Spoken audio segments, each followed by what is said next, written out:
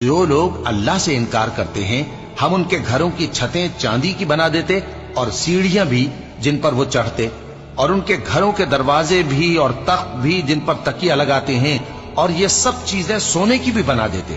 اور یہ سب دنیا کی زندگی کا تھوڑا سا سامان ہے، اور آخرت تمہارے پروردگار کے ہاں پرہیزگاروں کے لیے ہے۔ اور جو کوئی رحمان کی یاد سے آنکھیں بند کر لے یعنی تغافل کرے، ہم اس پر ایک شیطان مقرر کر دیتے ہیں تو وہ اس کا ساتھی ہو جاتا ہے، اور یہ شیطان ان کو رستے سے روکتے رہتے ہیں اور وہ سمجھتے ہیں کہ وہ سیدھے رستے پر ہیں،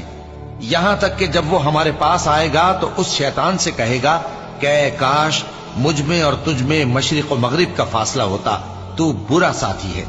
اور جب تم ظلم کرتے رہے تو آج تمہیں یہ بات فائدہ نہیں دے سکتی کہ تم سب عذاب میں بھی شریک ہو۔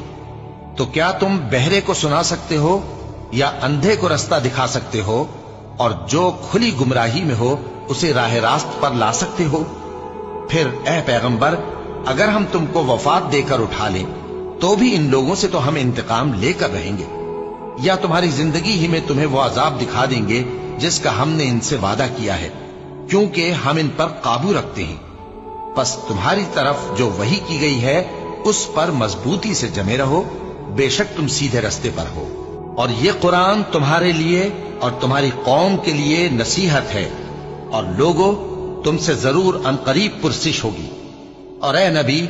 جو اپنے پیغمبر ہم نے تم سے پہلے بھیجے ہیں ان کے احوال دریافت کر لو کہ کیا ہم نے رحمان کے سوا اور معبود ٹھہرائے تھے کہ ان کی عبادت کی جائے؟